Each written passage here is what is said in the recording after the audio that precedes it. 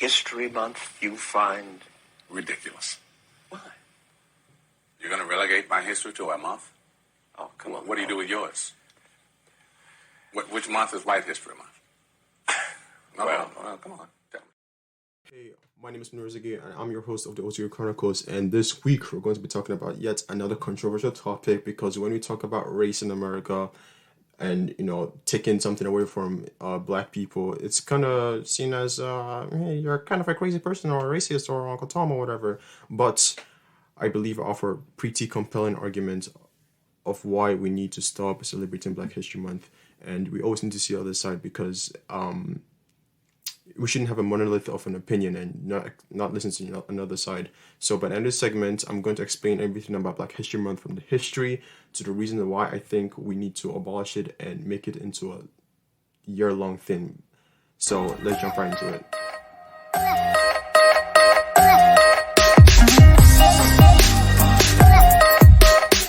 So before I delve into more arguments, let's start with some context and some history about Black History Month. Black History Month has existed since the early 1900s, and it was created basically by a man named Carter G. Woodson. And he went to an exhibition in 1915, and this exhibition basically highlighted Black accomplishments and Black excellence. And this was the 50th anniversary of the Emancipation Proclamation, and a lot of African Americans were there, and they saw this, and they got emotional, because it's not so often that Black people got celebrated at that point in time. So Carter G. Woodson got this idea that maybe I could do something to better this situation, to actually put Black people somewhere in the world where people would actually know about them, because in the 1900s people really didn't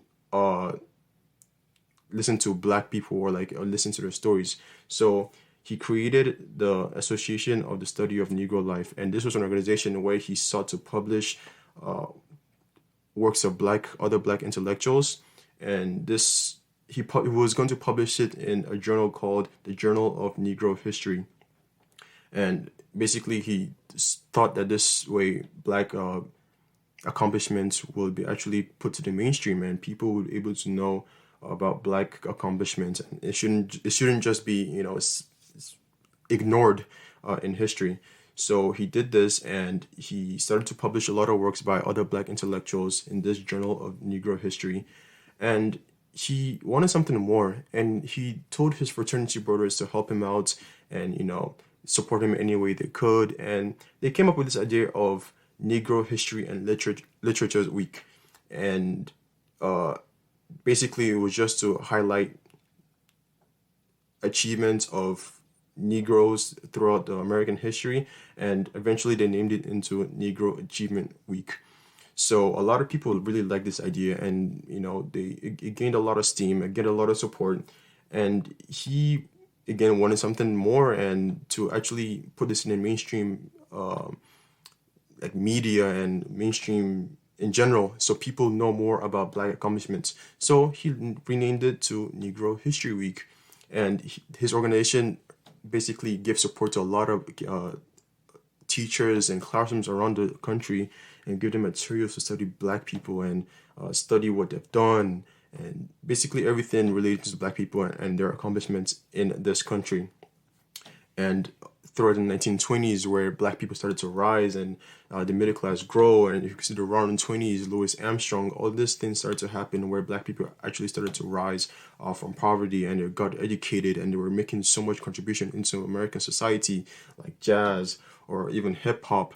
And a lot of people began to like the idea of Negro History Week. A lot of people throughout the country taught it in their schools, and it gained a lot of steam right until the 1960s, where the civil rights movements came into place, and a lot of people basically were looking for justice for Black people and the way they've been treated in this country, and a lot of protests, especially by Martin Luther King at the time, who was seeking to elevate Black people into the same basically footsteps as white people and basically make them equal.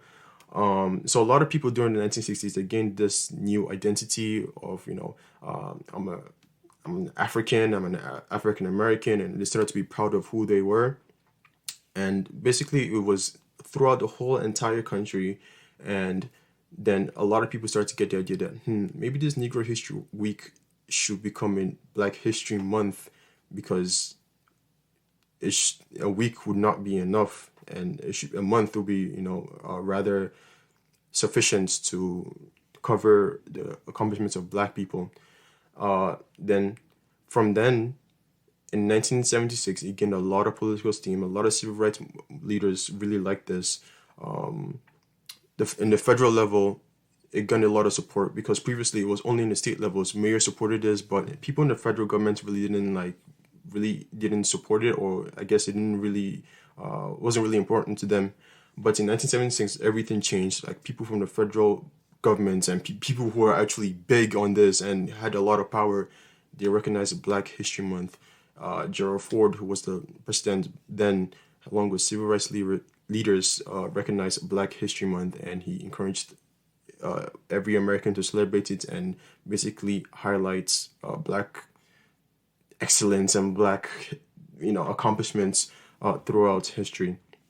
Now, it's been 40, 50 years after that, and also I forgot to mention the fact that a lot of people seem to make fun that Black History Month is celebrated in February, the shortest month of the year, and they're like, oh, they gave us the shortest month of the year.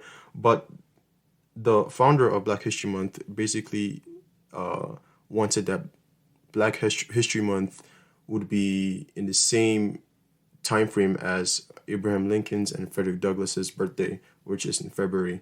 And he really admired both of these men, because he thought that they really sped up the civil rights movements. Abraham Lincoln with the Emancipation Proclamation, Frederick Douglass even talking and advising President Lincoln on numerous occasions.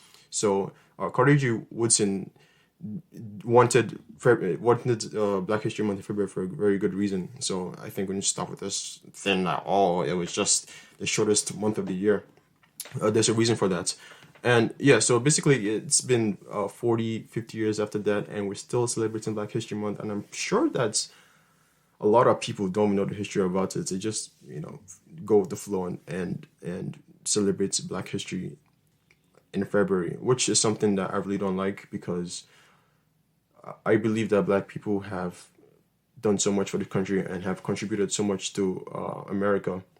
That's Black History Month is American history, because without Black people, I'm sure that America wouldn't be where it was. And the whole thing about slavery was a stain in American history, but it offered a chance for African Americans, for us to contribute into what is now known as America. So this, ever since the Emancipation Proclamation and forward, Black people have risen up from tough times. And Frederick Douglass, I remember this was during slavery. I read his story, and I was reading this book. He wrote his own biography, by the way, if you guys didn't know, which is pretty cool at the time. He taught himself. I wouldn't say he taught himself, because someone else taught him, his masters at the time, but then he kind of basically improved himself on how to speak and how to write effectively. And he created one of the first black newspapers in the whole country. And this was a time where slavery was still prevalent in society. So, when I look back at this and I see people like Frederick Douglass and, Harriet Tubman, they're doing all these great things at a time where it would be impossible and your life is basically in danger. I think when I was reading Frederick Douglass, there was this act that was entertained in Congress, the Fugitive Slave Act. Whereas if you're free, they act to enable your masters to come and get you and people to actually report you and send you back to your master. And Frederick Douglass had to deal with all of this, and there have been so much more things that black people have gone through, and I don't believe that it should only suffice to a month. This should be American history, and I believe it should be taught all year long. There's no way. I feel like in schools when people asked about Harriet Tubman or Frederick Douglass or I don't know, Barack Obama, I don't think teachers should wait until February to go in detail about all these people.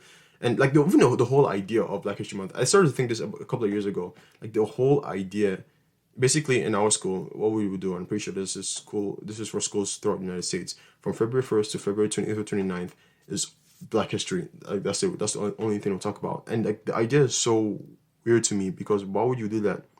So February 1st, it's kind of the idea of Valentine's Day, like the only one day you get to love your partner, or like there's certain days where you just do certain things just because it's the day, and it really left a bad taste in my mouth. Like we should not only be celebrating Black History because it's February, we should be celebrating Black History because they've done so much for this country and they've contributed so much that it should be taught all year long. Yeah, and there are other reasons, including like we get to learn about more forgotten people, like Bayard Rustin, who was a gay civil rights leader, and he really organized a lot of the movements. Or Claudia Colvin, who she was the first woman ever to resist standing up from the bus. But a lot of the history focuses more on Rosa Parks. So there's a people that, if Black history was taught all year long, there'll be more time to focus on these forgotten people, because it's the same thing over and over again. And when it comes February, who do you learn about? Harriet Tubman, Colin Powell, Barack Obama, like the most popular Black figures in throughout our history. But I think, let's say we learn about the Civil War. I think we should learn about how Black people helped the North win the Civil War. Black people were never able to fight in the army until the Civil War. And even Abraham Lincoln too, he was worried that he would lose the war, and he decided, like, you know what? Well, I am fighting this war, one, to end slavery if we do win, and two, maybe I should include Black people in this because this is their cause, And a lot of Black people were willing to fight too in the war because they knew that if the Union won, there'll be a chance to be free, especially after the Emancipation Proclamation was signed during the Civil War. So if Black history was taught all year long, you would learn about the Black soldiers, about I think it was the Massachusetts regiments, if I'm not mistaken, and how they fought, and having the white soldiers who fought with them really saw how courageous they were because of the cause they were fighting for. And this was despite conditions that were really horrible. They weren't getting paid the same as their white counterparts, or there wasn't enough support.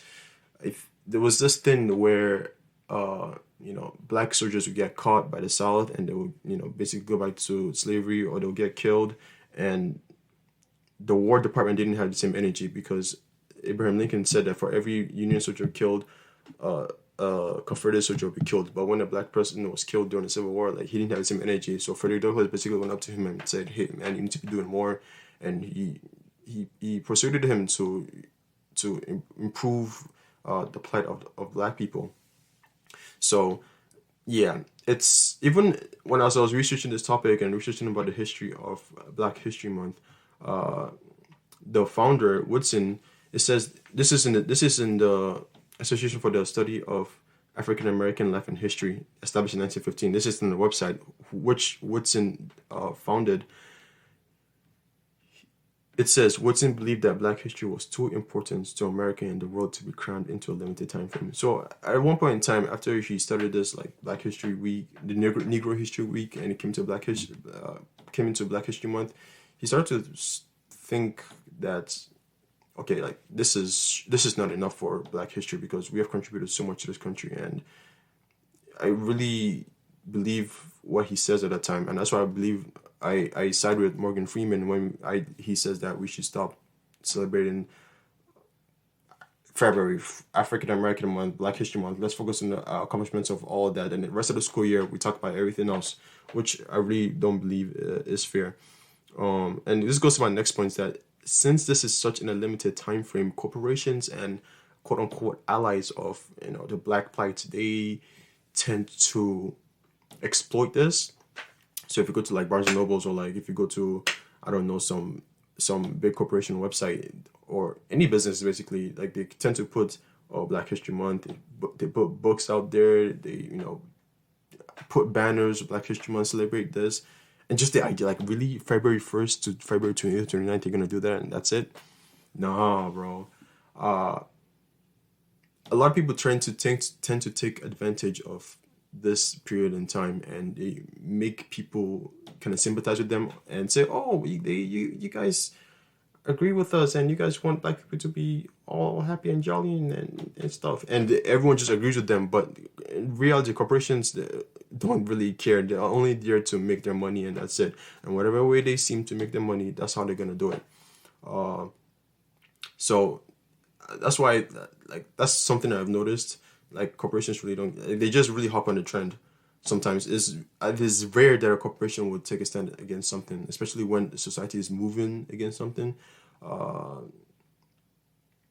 think like the Me Too movements, it was very rare for a corporation to say something that, oh, well, we don't agree with this. So something that the whole mass goes with, corporations usually just tends to go with them and not, use their principles. Even if sometimes corporations don't actually agree with whatever is going on, they still just buy into it because it makes them money. So when a lot of African Americans see that this corporation is doing this and that for Black History Month, they're like, oh, well, let's just realize this and that. But I believe they don't care. And I'm sure there is some corporations that do care, and they're really like, they are for the plight of Black people and want Black people to progress and like make sure the history was not forgotten. But at the same, I feel like there were more corporations that really don't care and just hopping on the wave.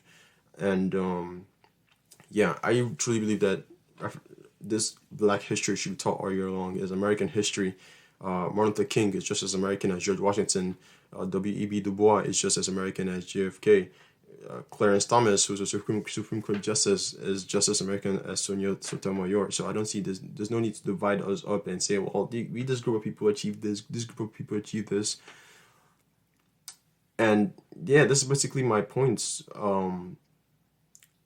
At the end of the day, African Americans are Americans. If an African American goes to, I don't know, Iraq, a lot of people tend to see you, you're American. I thought American people were white, but no, we need to start changing that narrative that America is not just for white people, and it wasn't just built by white people. That there were other people, and it's kind of complicated because we kind of use this idea of race, all white people, but white people encompasses so much. Like, there are Italians, there are people who are North African, there are Spaniards, there are a lot of immigrants that come from all over the world, but we just put them in this big box as white. So race is just like, it's so complicated, but a lot of people tend to just simplify it because it's really not that simple. But I digress. Yeah, basically I think we need to start changing the narrative that America is just white people, because I believe that a lot of the world sees it, or they kind of not focus on Black people. But yeah, let me know what you guys think. And I know if you guys disagree with me, hey, listen, you could disagree with me. I'm not like God or something. I'm not like right 100% of the time, or nor are you guys going to agree with everything that I say, because I'm an imperfect man, and I know I am entitled to my opinion. And since I'm putting it out there, you guys could rebut it, or I don't know, call me a racist on Twitter or something. I don't know.